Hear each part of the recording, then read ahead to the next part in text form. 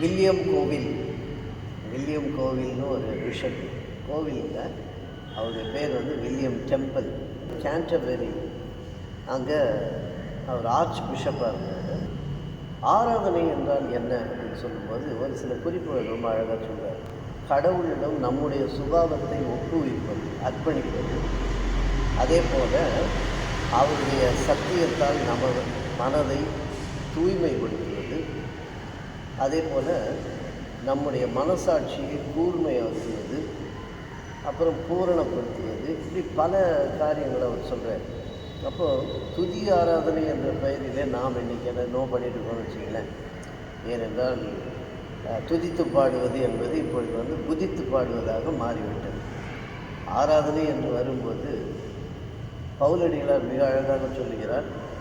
12 ரோமர் 12:1 நம்முடைய ஆராதனை புத்தியுள்ள ஆராதனையாக இருக்க வேண்டும் என்று சொல்லுகிறார். அந்த புத்தியுள்ள ஆராதனைக்கு பின்பாக இன்னொரு காரியத்தையும் சொல்கிறார். நாம் நம்மை ஜீவ பலியாக ஒப்புக் கொடுக்க வேண்டும் என்றும் அவர் சொல்வதை நாம் பார்க்கிறோம்.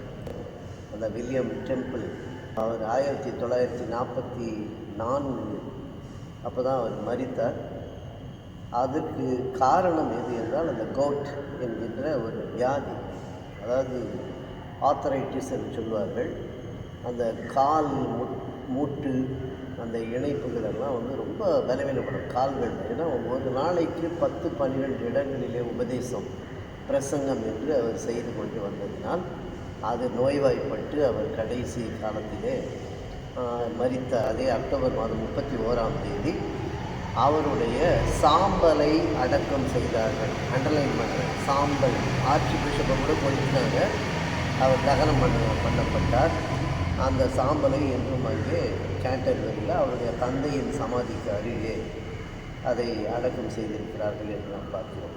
ஆராதனை என்பது பக்திக்கு உள்ளதாக, நாம் கடவுளிடம் வைத்திருக்கிற உறவை பலப்படுத்திக் கொள்வதற்காக, நம்முடைய ஆத்மா உலகம் தராத சமாதானத்தை பெற்றுக்கொள்ள, நாம் இந்த உலகத்தில் இருக்கும்போது அமைதியான வாழ்வை அடைய, துன்பங்களுக்கு மத்தியிலும் பிரச்சனைகளுக்கு மத்தியிலும் நாம் சமாதானத்தோடு இருப்பதற்கு இந்த ஆராதனை என்பது. ஆராதனை என்றால் ஒரு ஞாயிற்றுக்கிழமை நம்ம செய்கிறோமே, அதில் எல்லாமே நாம் வேத வாசிப்பு கூட ஆராதனை தான். செய்தி கொடுப்பது ஆராதனை, உபதேசம் ஆராதனை, பாடல் பாடுவது ஆராதனை, ஜபம் கூட ஆராதனை, காணிக்கை கூட ஆராதனை. நம்ம எதுவும் தனியாக ஒன்றை மட்டும் ஆராதனை வச்சுட்டு இன்றைக்கி அது வேறு ஒரு திசை நோக்கி சென்று கொண்டிருக்கிறது.